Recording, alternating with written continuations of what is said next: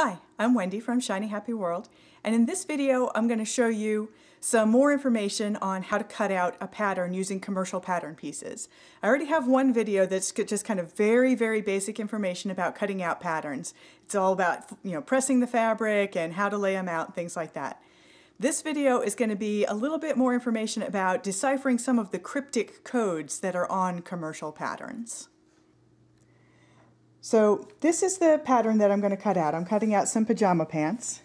So it's telling me that for the pants, which are numbered letter D on the pattern envelope, I'm going to use pattern pieces 7 and 8. And it shows me a little picture here about how I'm going to lay them out on the fabric. And what this is telling me, most patterns are laid out on a fold. And I'll show you here is a more typical layout with both of your selvages together and a fold over here. This pattern, because it's a really wide piece, is laid out on a single thickness of fabric. And it tells you that very clearly. It says it's a single thickness, and it shows you that there's a selvage here and a selvage here. And when we're with the fabric, I'm going to show you what the selvage is. The other thing that it's showing me is that I'm going to lay the pattern piece down once, face up, and then the second time I cut it, I'm going to lay it face down. That's so that I get mirror images of the piece, so I don't get two right legs. I need a right leg and a left leg.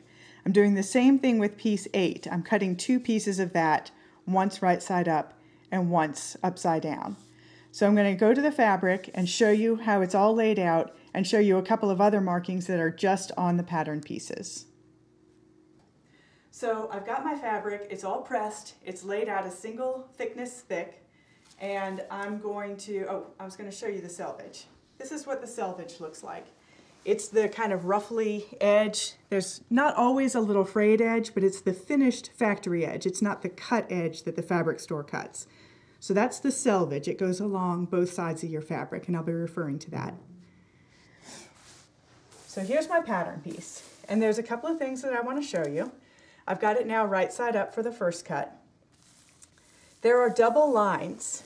There's one here between the waist and the crotch.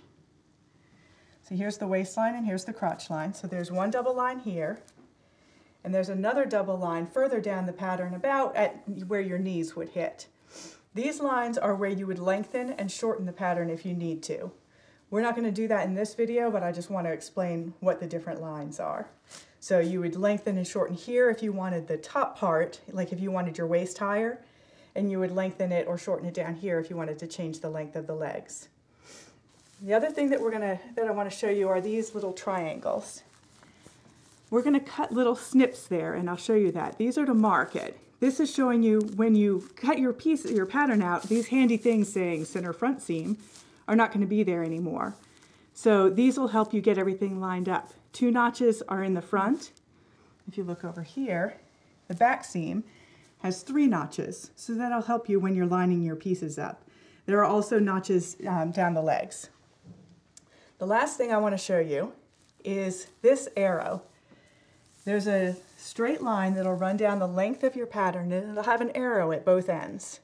This is a really important line. I think it's the most important marking on the entire pattern piece, and a lot of people ignore it.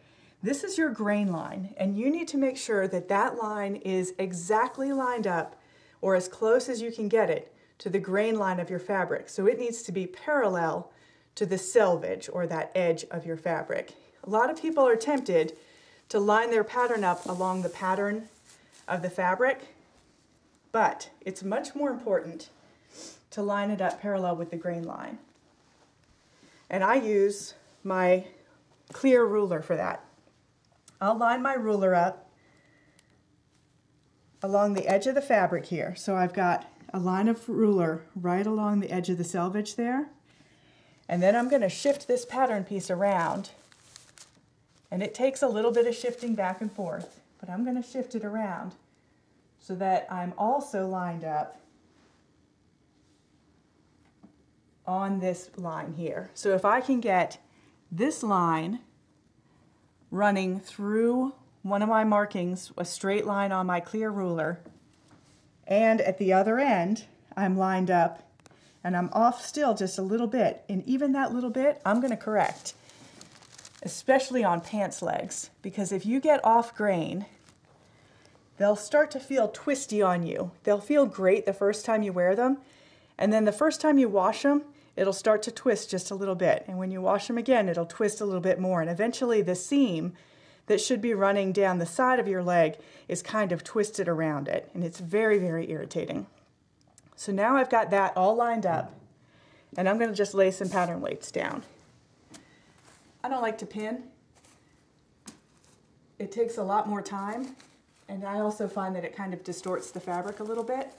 So I have these pattern weights that I use for everything.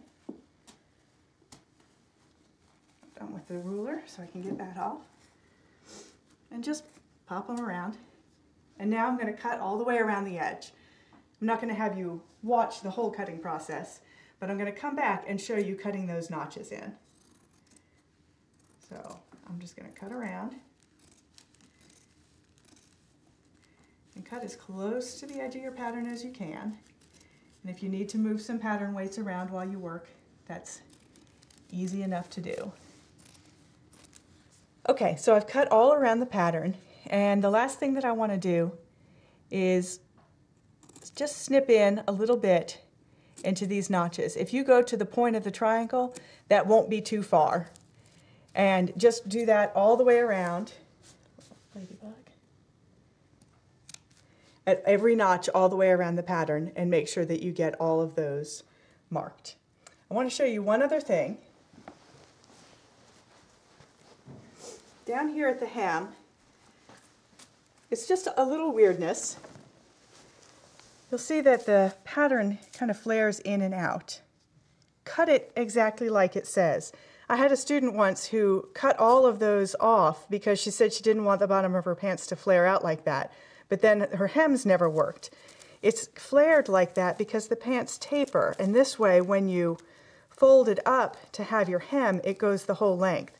Otherwise, if you tried to fold this up for a hem, the bottom of your pants will be shorter than the leg of your pants and it won't work.